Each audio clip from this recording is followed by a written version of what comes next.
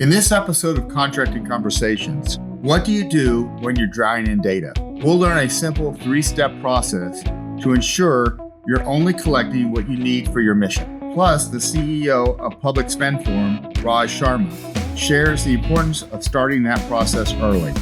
I'm Scott Williams, along with my co-host Jim Valley, coming to you straight from our booth at the NEXUS 24 conference in Jacksonville, Florida.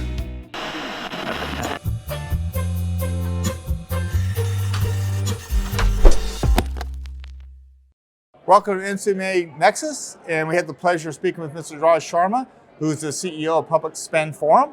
Welcome to stop by the DAU booth and talking with Jim and I. And can you tell us a little bit about what you do and your presentation here at the NEXUS conference? Great. Well, thank you for having me here, first of all. Well, I'm here today as CEO of Public Spend Forum because we, and myself personally, have focused on really understanding markets with the goal of how do you bring people who are seeking the best solutions, the best companies, and the ones that are providing the companies, the entrepreneurs that are innovating, bringing them together in very complicated markets.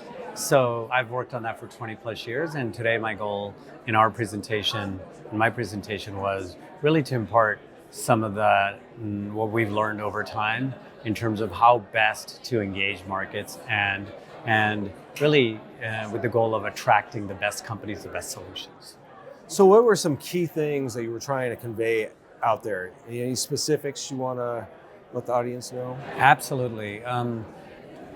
The key problem that I was trying to address through the session today, the workshop, was one that when we do market intelligence, it's too tactical, and sometimes we just go through the exercise of collecting data.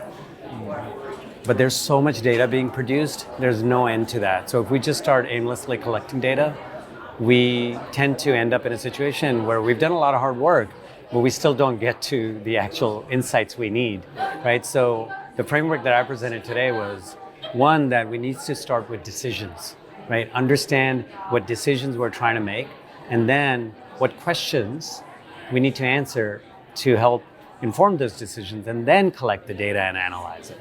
So that was really the workshop today, is make sure that we don't just start with data, start with what decisions ultimately do we need to inform, and then the questions, and then the data and analysis. No, that's pretty interesting. I think, with the conference, we're trying to promote the teamwork and the different acquisition fields, and we're kind of all come together to work together.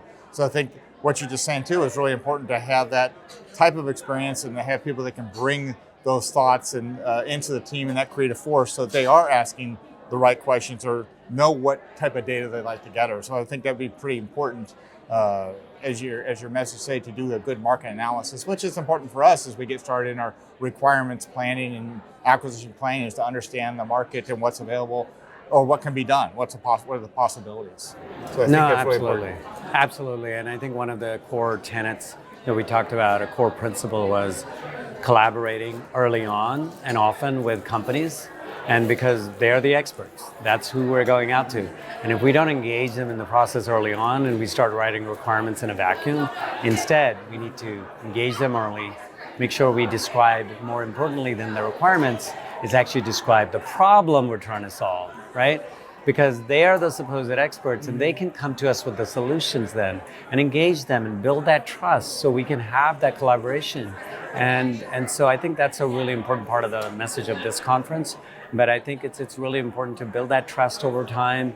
And as you do that, I've seen working with companies, Fortune companies like United Technologies or Raytheon, et cetera, that once you build that collaboration, then you can do a lot more together. Yeah, stay away from those preconceived notions and try to put folks into a box before you even get started, and you don't get that creativity, you don't get what they really maybe could do for you. So yeah, I think that's a critical concept. So have you found, it seems like the world's getting smaller and smaller, have you found that the technology and information out there is just, it's a fire hose effect? So how do you work with the teams or work with a team to try to get it to a point where you can actually work with that information dump? No, that's a great point, and that's exactly the framework, Jim, that tried to impart today is that because there is that information overload, we're producing more information data as a society on a daily basis than we can do anything with. So if we start with an exercise that just says, hey, we're going to collect all the data, and I see that in a lot of big data efforts too right now, we're just trying to compile massive amounts of data into data lakes, et cetera. But there's no end to that. It's overwhelming. It's more important to say, okay, what are our most important decisions that will drive our mission? What questions do we need to answer to inform those decisions, right?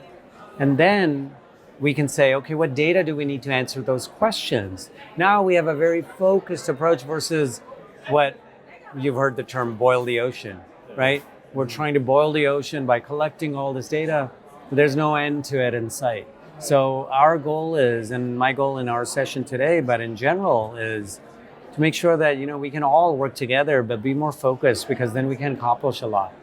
So do you envision, later this week at NEXUS, they're going to be talking about AI, right? AI is like a huge, and it's also a buzzword that a lot of people don't understand. Is there a place where AI helps to at least, get us to a manageable amount of data that we can work with?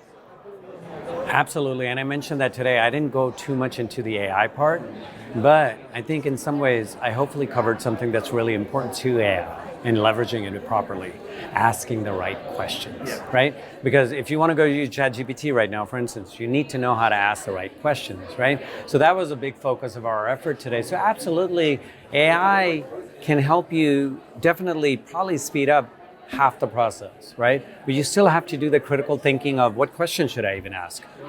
AI doesn't know what decision you're trying to inform, right? You have to tell the AI, say, hey, we're in this situation and these are the decisions we're trying to make. I need to answer these questions, right?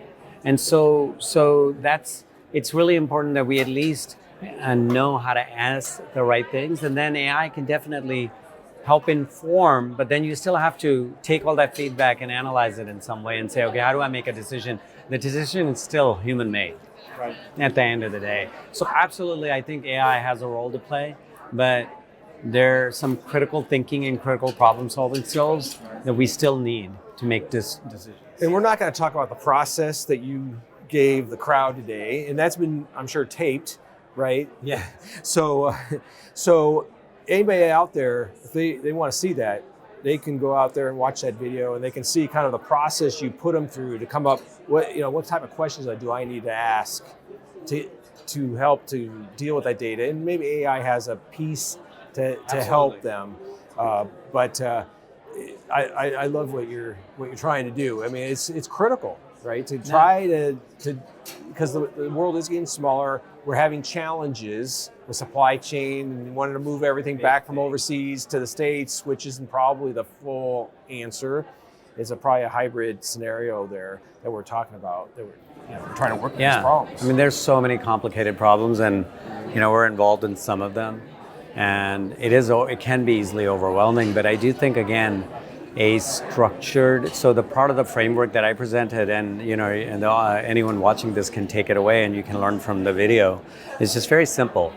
Decisions, questions, data, and analysis brings you back to those decisions, right? So what decisions are you trying to inform? What questions you need to answer to inform those decisions? What data do you need to answer the questions? What analysis do you need to do with the data? You see, it's very structured, very logical. And by the way, this framework is not just for market intelligence. It can be applied to any problem. So that was my goal today, is give people some practical tools that they can go back, whether they are doing it or they're coaching their teams to do it, can go back and do it. Great. Do you have any other questions? No, I think that's a really valuable piece of information, and getting that framework and getting yourself, it's almost like kind of get yourself organized before you just start jumping out there gathering a plethora of information that you, like you said, you've got all this stuff. You've got the ocean you've boiled, now what are you going to do? And it's just overwhelming. So I think it's a great idea. There's some homework, there's some work that needs to be done. Go out, ask those questions, come back, gather, and have a smart and focused path that you want to achieve or something you want to get done. And do it with a process that makes sense. Because it can be, like Jim was saying, there's just so much information out there, and using your tools properly and not being too overwhelmed with the process of like AI, or asking, like you said, asking the wrong questions, or not thinking about those questions and realizing that you're just opening up a world of information that you may not need. That you need this piece and you're going to get this if you don't ask the right questions. And I think it's important in this day and age for us to be efficient in all these complicated questions we have, because yes, there are lots of interesting analyses we can do. Believe me, I am one of those people that loves to do interesting analyses. But at the same time, I think we have critical problems to solve. And so I think it's important for all of us to learn how to structure these problems, analyze them in a data-driven way, and then we'll come up with better answers as a result that we can, put in front of anybody, right? We can defend, they're defendable. Right? That's a way, if you want to influence thinking, put good analysis in front of them. No matter how many times they ask a question, you can kind of counter, you can support that with your analysis, right? So that's what this allows you to do. And you can actually not just use this as a way to kind of analyze problems, but more importantly, drive change, drive collaboration, because that's what evidence, analysis, data. I've spent 20 plus years of my life being a data geek, but more an analytical person, because I believe the way we're going to make the world better is through data and evidence and analysis. And it's how we can bring people together. And that's generally what I believe as a person is data and the analysis and evidence is the path to us bringing society together and solving big problems together. So basically you're kind of the glue that we need to kind of work, get us all together. Work together. Absolutely. I'll just tell you one thing. I even named my boys, with that philosophy in mind, right? My older son is Sachin. Sach stands for truth in Hindi, okay? And Milan is my younger son. Milan stands for to bring together. Truth brings people together, right? And that's what I believe in. Awesome. Fantastic. So we have to close out the podcast, yes. But is there anything you want to kind of leave our audience with? No, I think I would just say that, importantly, again, decisions, questions, data, analysis, if you remember that. Remember, I showed a quote. Last thing I'll just mention is I showed a quote in the presentation from Albert Einstein, and it goes something like this. It says, if I had a really complicated problem, if I had 1 hour to solve it, I would spend 55 minutes thinking of the questions and then 5 minutes of the answer. There you go. You don't need to believe me, believe Einstein. Yes. No, fantastic for us, it's the quote. importance of what we call the acquisition plan, the importance that you put the work in early to pay dividends later. So I think that's Absolutely. wonderful. It's a wonderful Thank you. message. Right. Thank you. It's like developing logistics into us. Yeah. Thanks for stopping by the DAU booth. We really appreciate your Yes. time and enjoyed talking with you. Thank you. Fantastic. Thank you, sir. All right, so the audience out there, that's it for today. Please, if you could, subscribe to the channel either on DAU Media, YouTube, or Apple Podcasts. And we will make sure you like it too. If you like what we're presenting here, please like the video. And we'll see you next time. Thank you.